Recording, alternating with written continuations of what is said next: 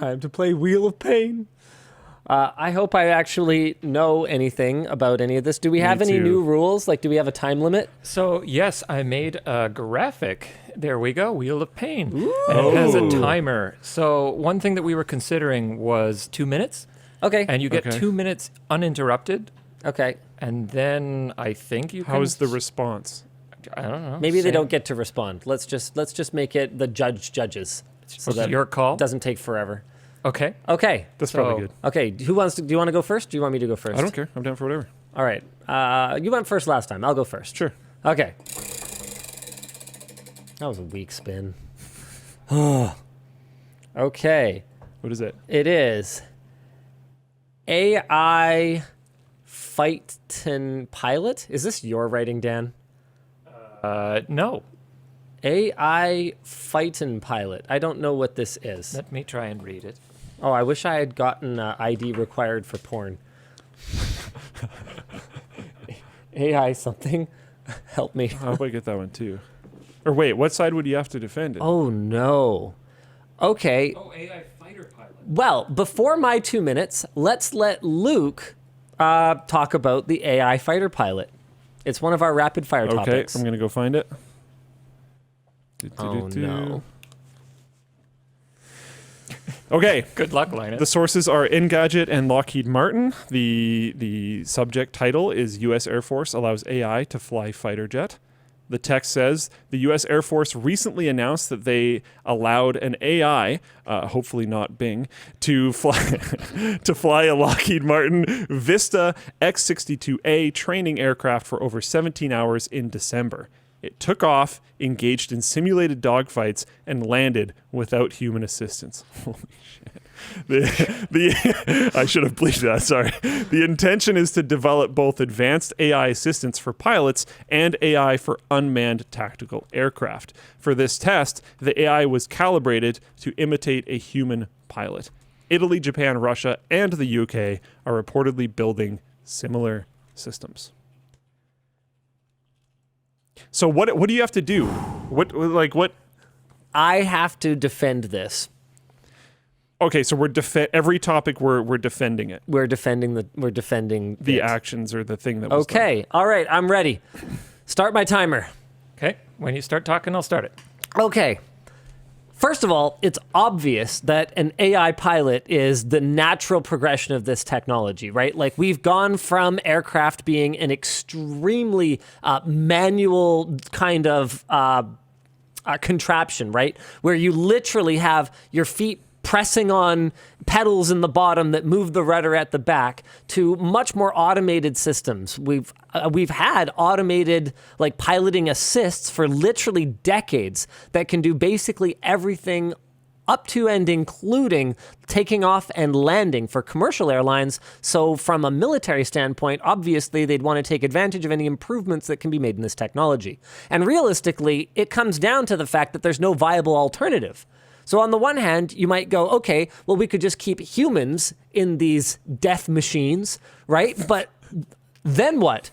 Okay, so A, the performance of the aircraft is going to be inhibited by the fact that humans can black out or can only look in one direction at a time, okay? And B, when the machine gets inevitably down, oh man, not to mention the cost of maintaining life support systems for that onboard human, but B, when that machine gets downed, you have actual loss of human life, which I think we can all agree is more valuable than mechanical life. Now, obviously, you might say, well, come on, Linus, you could have a ground-to-air control system where a human pilot pilots a completely machine drone, right? But I would argue that, come on, speed of light, latency is always going to be a problem. And when it comes to split-second decisions and reactions, those types of devices are only ever going to be suitable for what could have almost been a predetermined flight pattern anyway, where you're doing like a bombing run or something like that. If you're talking actual air-to-air combat, an AI that can respond nearly in real time is the only viable solution. That's my answer. Time. Now, it's time to spin the wheel of pain, and for Luke to defend his topic. Which is probably going to be ID for porn.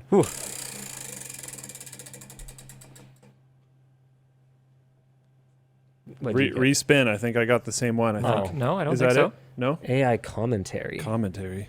What's AI commentary? Oh no. Okay, I see it. Okay, sure. So I will do the topic. Minigame patents. Here we go. Straight 4 Studios announced a new system for their racing games that uses AI to generate color commentary, which is then read through AI voice synthesis. The commentary will respond to in-game events and uses multiple interacting voices to give the impression of an entire commentary team. All of this being done without any actual voice actors working on the game. So it's all just generated. Straight 4 Studios has apparently filed a patent for the idea, similar to the patent for minigames during loading screens that was granted to Namco. This could prevent other studios from including analogous systems in their own games. So, from my point of view, there are a couple of huge problems with this. I don't think you get to do that. All right, fine. Start his timer.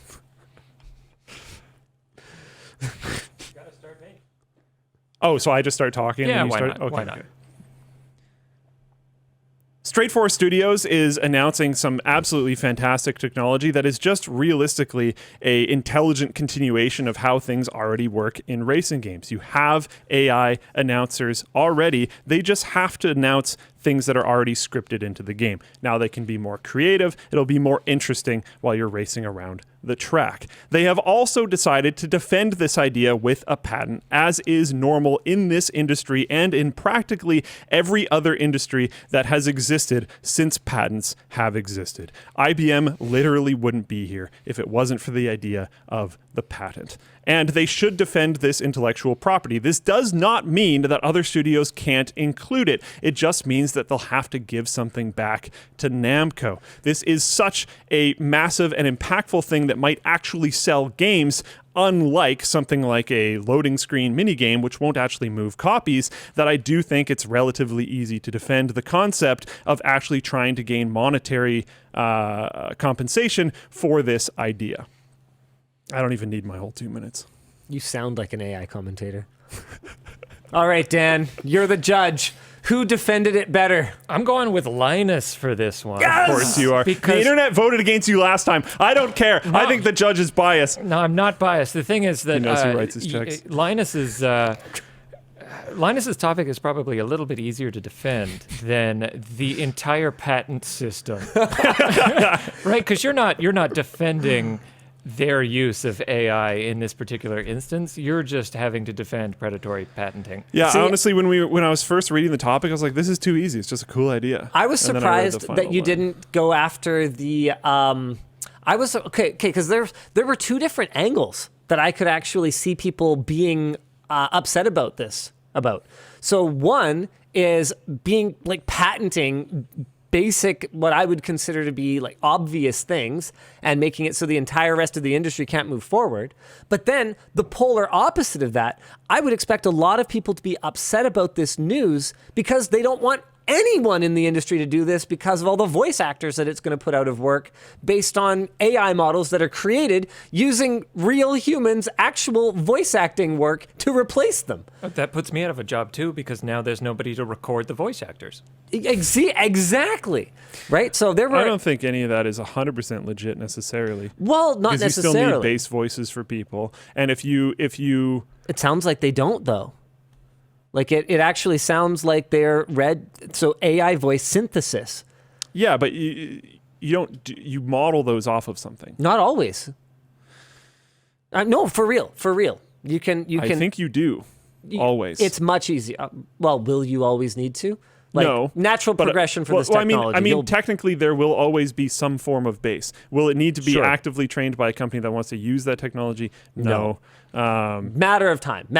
So I don't want to get too hung up on that minor detail. If there are like real commentator, I don't know if racing does this, to be clear, but they might. I think sports do sometimes. But if there are real commentators in the real world, they might want to have their voices in the game as a selling feature.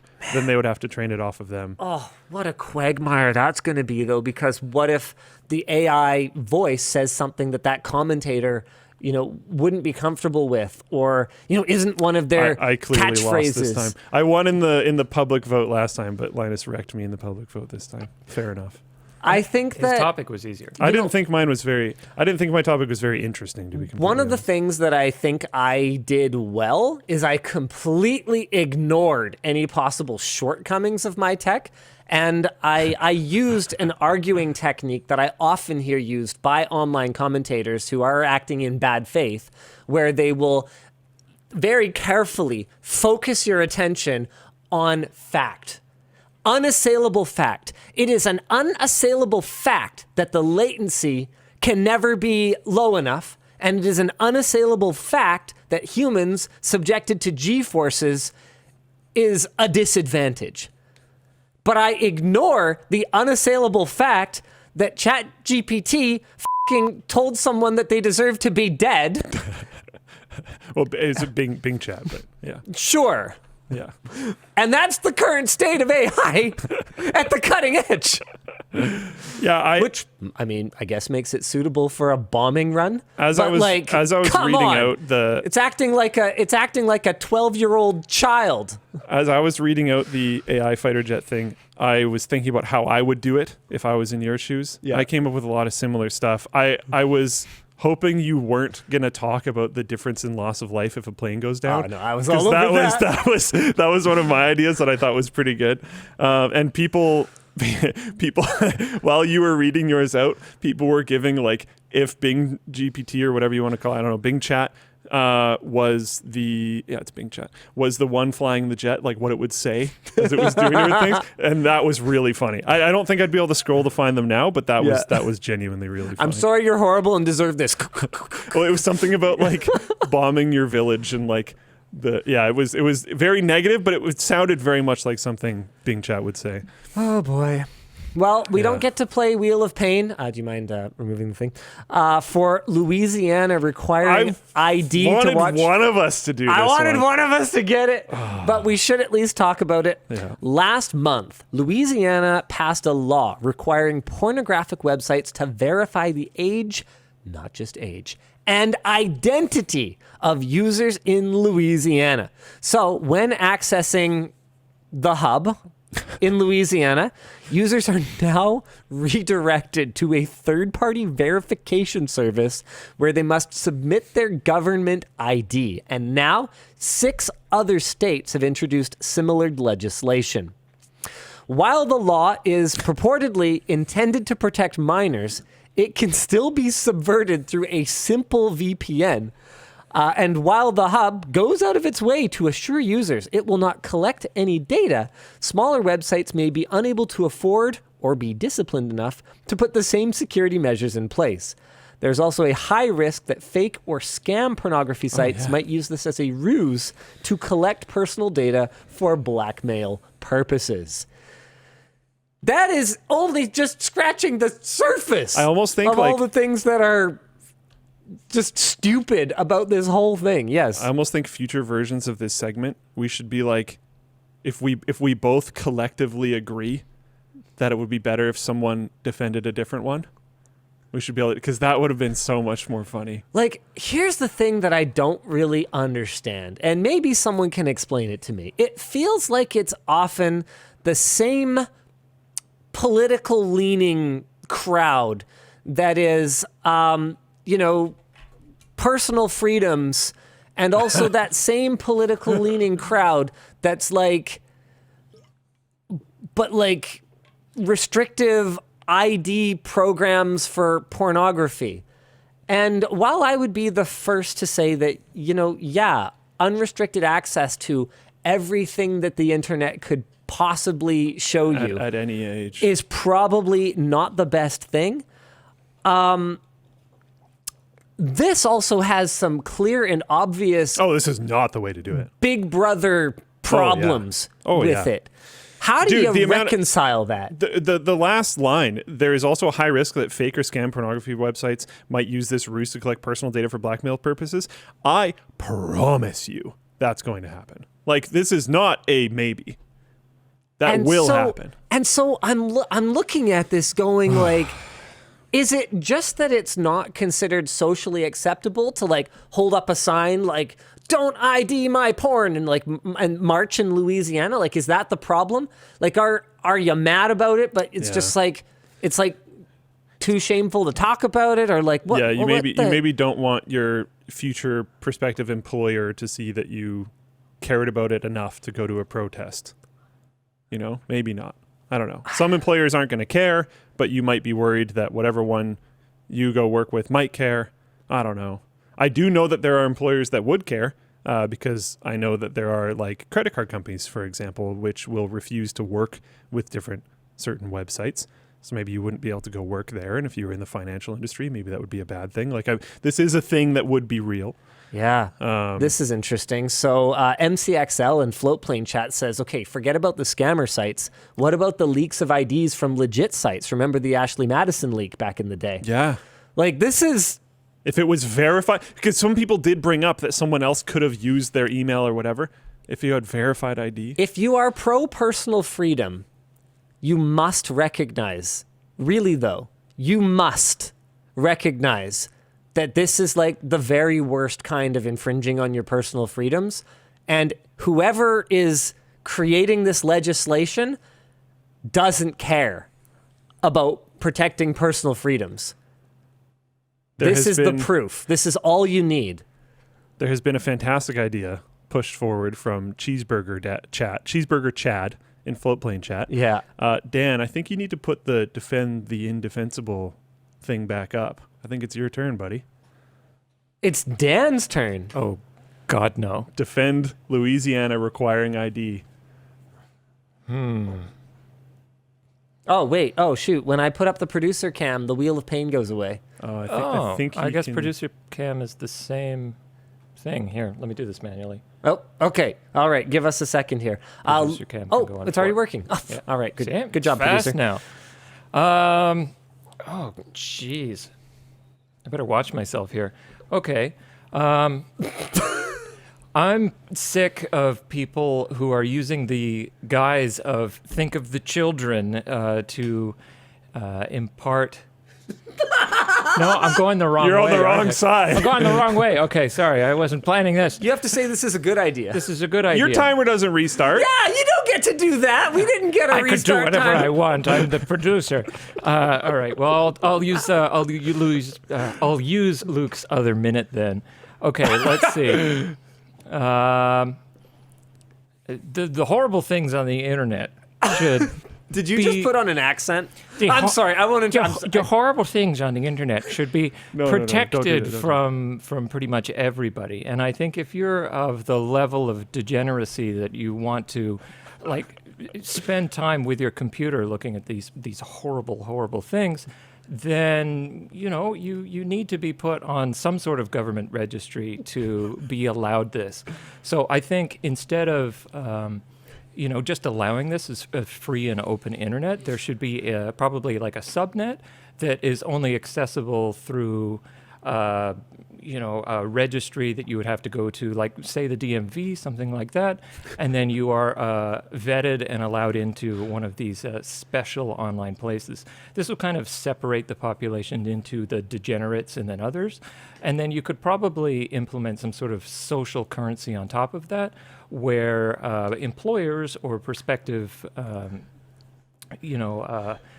I don't know, maybe banks, kind of other government agencies would be able to have access to this, well as a history. It would just kind of keep people who are, I don't know, disgusting or outside of what I would call the normal human behavior, which is pure celibacy and abstinence, and probably bring people back more into keeping pigeons like they should. It's the way God intended. Wow. That went a lot further. Wow. I lost the plot. Okay, thanks, Dan. I wouldn't thank me for that. Okay. See you later, producer Cam. It started off interesting, and then we started talking about social credit and going to the DMV and things. For those of you, Go to the DMV for your those of porn. you who aren't sure what you just watched, I realized we didn't really explain the segment. Wheel of Pain is we have to try to defend something indefensible. Wow, Dan, you did not win.